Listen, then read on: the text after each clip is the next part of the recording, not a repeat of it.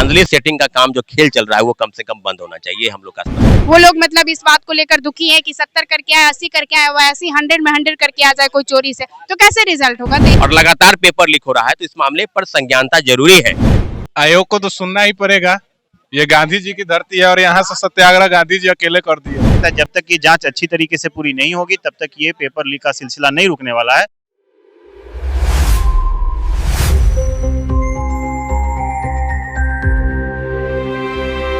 नमस्कार, आप देख रहे हैं न्यूज़ पीआर। मैं हूं तृप्ति आपके साथ। नीट पेपर लीक के बाद एईडीओ का पेपर लीक हुआ और अब बिहार पुलिस दरोगा का जो मेंस का एग्जाम हुआ था उसका पेपर जो है वो लीक हुआ, जिसको लेकर के अभी हमारे साथ तमाम छात्र नेता जो हैं, सौरभ कुमार, खुशबू पाठक जो हैं यहाँ पे अभी गांधी मैदान में गांधी मूर्ति के पास मौजूद हैं तमाम छात्रों के साथ। तो अभी हम लोग इन लोगों से बातचीत करेंगे कि आखिर क्या कुछ मामला है।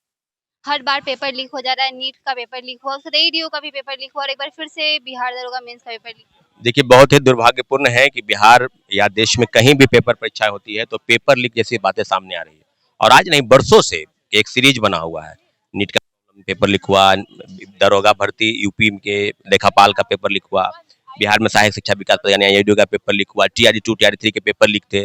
फिर से दरोगा का मेंस का जो पेपर हुआ 27 मई को, 27 मई का 28 मई तक 29 मई से सभी लोगों के पास वायरल प्रश्न पत्र आ रहे हैं। तो आज हम लोग अभ्यर्थियों के साथ बैठक बुलाई है और बैठक के बाद हम लोग बीपीएससी जो आयोग है वहां जाकर ज्ञापन सौंपेंगे और ज्ञापन के बाद सरकार अगर चुप निर्णय नहीं लेती है तो फिर अगला कदम हम लोग उठाएंगे। लेकिन ये धांधली सेटिंग का काम जो खेल चल रहा है वो कम से कम बंद होना चाहिए हम लोग का। अगर सरकार कोई बड़ा कदम इस पर क्यों नहीं उठा रही है? क्योंकि बहुत सालों से है जो पेपर लीक का मामला।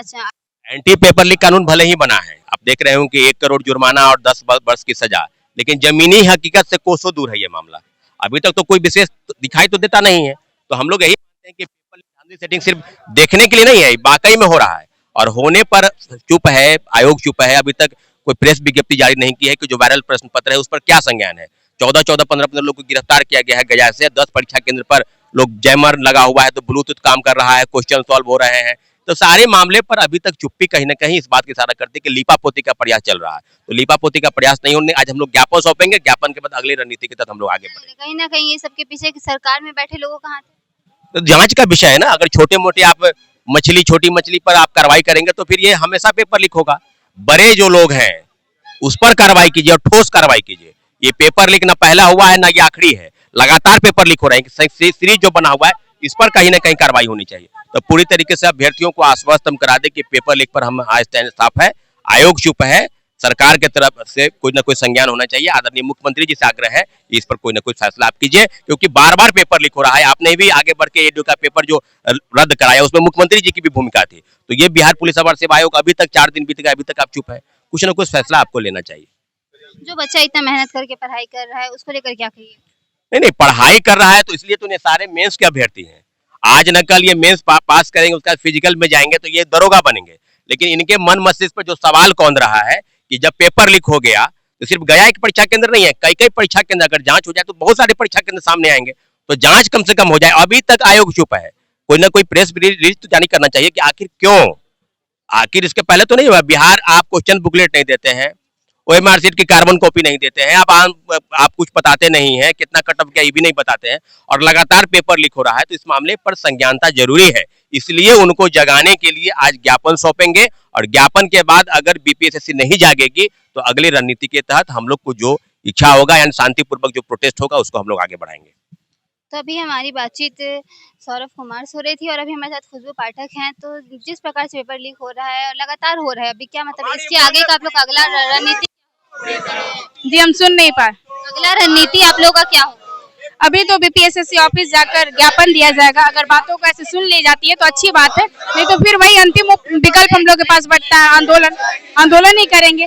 और ये जांच का विषय है और 1799 बिहार दरोगा मेंस जो वैकेंसी है उसको चेयरमैन को रद्द करना होगा। या तो जवाब दिए, नहीं तो रद्द करना होगा, नहीं तो उनको इस्तीफा देना पड़ेगा। चाहे जो हो, ये बिहार के लिए एक पहली बार नहीं है, हर बार प्री हो, मेंस हो, चाहे बिहार पुलिस का एग्जाम हो, बीपीएससी और सीएसपीसी दोनों का यही मामला है।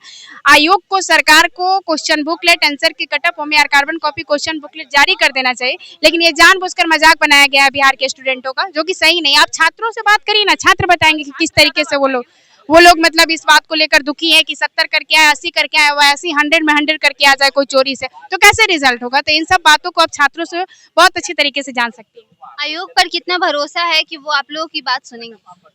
आयोग को तो सुनना ही पड़ेगा। ये गांधी जी की धरती है और यहाँ से सत्याग्रह गांधी जी अकेले कर दिए थे, तो थोड़ा सा देर लगेगा, लेकिन उनको सुनना पड़ेगा। कब तक चुप रहेंगे? अभी हम लोग शांति से कर रहे हैं, बाद में फिजिकल करेंगे, सुनेंगे क्यों नहीं उनको। हम तो ये समझ नहीं रहा कि अभी तक चुप। प्रोटेस्ट करने पे भी तो लाठीचार्ज हो जा रहा है। आएंगे ना लाठी चार्ज, इसमें क्या हो, मारेंगे वो लोग, बैठे हैं वो लोग ऐसी में, हम लोग को मारेंगे, लेकिन हक के लिए लड़ेंगे ना। ऐसा तो नहीं ना होगा कि नहीं लड़ेंगे। उससे ज्यादा तकलीफ सह रहे हैं लोग पढ़ने के चक्कर में, दिन रात एक करके पढ़ते हैं लोग, पता चले कि पेपर लीक हो गया। ये सोचिए कि गया में तो पता है ना कि गया के 10 सेंटर पे पेपर लीक हुआ है, ब्लूटूथ से सॉल्व किया जा रहा था। आयोग महोदय को पता तो है, इस पे तो जवाब दे देते हैं। ये जब गया वाला पता है, रोज पेपर में आ रहा है, तो बहुत सारे सेंटर होगा जहां पता नहीं होगा, लेकिन फिर भी चुप है। अब हम लोग को क्या है, भगत सिंह ने एक बार बोला था कि बहरों को सुनाने के लिए धमाके की जरूरत है। यही हमारी आयोग बहरी हो गई है। अब इनको सुनाने के लिए हम लोग को कुछ करना ही पड़ेगा। इतना आप लोग मेहनत से पढ़ रहे हैं, उसे पता चलता है अचानक से कि पेपर लीक हो गया, क्या कहिए? देखिए, ये तो काफ़ी दुर्भाग्यपूर्ण है और काफ़ी परेशानी होती है जब सारा प्लान्ड अनप्लान्ड हो जाता है। जैसे हमारा प्लानिंग होता है मेरा कि इतने महीनों में ये परीक्षा होगी, फिजिकल एग्ज़ाम होगा और फिर सारा चीज़ का एक प्लान होता है। बट जब ये पेपर लीक होता है तो पूरा का पूरा प्लान एकदम से चौपट। जैसे कि ईडीओ एग्ज़ाम आपने देखा कि सिंगल लेवल एग्ज़ाम था, सिंगल टियर एग्ज़ाम था और उसका भी एग्ज़ाम पेपर लीक हुआ और ये तीनों चरणों में लीक हुआ। जब तीनों चरणों में एग्ज़ाम हुआ, तीनों बार लीक हुआ। हालांकि आयोग ने और सरकार ने इसको गंभीरता से लिया और इसको कैंसिल किया। सेम वही यहाँ भी दरोगा में हुआ है। दरोगा का मुख्य परीक्षा का प्रश्न पत्र जो है वो काफ़ी अलग अलग, मतलब मल्टीपल सेट उसके वायरल हुए हैं। और गया जी में गया कॉलेज है, वहाँ से कुछ लोग पकड़ाए हैं इलेक्ट्रॉनिक्स इक्विपमेंट के साथ में। तो इस चीज़ पे आयोग अभी तक चुप है। ये काफ़ी मतलब ऐसा लग रहा है क्योंकि आयोग चुप्पी का कारण क्या है? क्या कहीं ना कहीं मतलब उन लोगों में से ही कुछ लोग हैं? नहीं, देखिए, अब ये तो सिस्टम के अंदर हम हमेशा से ऐसा मेरा मानना है कि कुछ लोग जो है वो सिस्टम के अंदर बैठे हुए हैं, उनकी भी मिली भगत है। अब वो कौन है ये तो आयोग के अध्यक्ष और सचिव महोदय को ये पता करना होगा, ये जांच का विषय है। क्योंकि इससे पहले के भी एग्जाम में बहुत सारे ऐसे लोग रहे, जैसे कि आपने एनटीए का सुना, तो कुछ लोग ऐसे भी पकड़ाए जो प्रोफेसर थे या एनटीए से जुड़े लोग थे। तो बहुत सारी ऐसी चीजें हैं जो आयोग के अंदर लोग कर रहे हैं और ये आयोग के अध्यक्ष और सचिव के ध्यान में है या नहीं, तो ये जांच का विषय है। तो मुझे लगता है जब तक ये जांच अच्छी तरीके से पूरी नहीं होगी तब तक ये पेपर लीक का सिलसिला नहीं रुकने वाला है। और ये हमारी मांग है कि जो लीक हुआ है पेपर उसको रद्द किया जाए, क्योंकि एईडीओ में 11.5 लाख अभ्यर्थियों का जो फॉर्म भराया था वो जब रद्द किया जा सकता है, तो मेरे हिसाब से जो मेंस का एग्जाम है जिसमें मात्र 36,000 लोग अपीयर हुए हैं, तो ये मुझे लगता है कि इसको रद्द करना ही चाहिए, इसकी गंभीरता को देखते हुए। अगर पेपर रद्द नहीं किया गया तो इसके आगे आप लोग क्या करिए? क्या करेंगे मैम, जो सब लोग का ये होगा, इच्छा होगा वही होगा आगे। अब सरकार यही चाहती है कि हम लोग रोड पे आए, वो लोग हम लोग को 2-4 लाठी मार के खुश हो जाए, यही होगा और क्या होगा। तो अभी आप तमाम अभ्यर्थियों की बात सुन रहे थे, छात्र नेता की बात सुना कि किस प्रकार से जो पेपर लीक लगातार बिहार में हो रहा है। कभी नीट का पेपर लीक हो रहा है, कभी एईडीओ का पेपर लीक हो रहा है और एक बार फिर से बिहार दरोगा मेंस का पेपर लीक हुआ।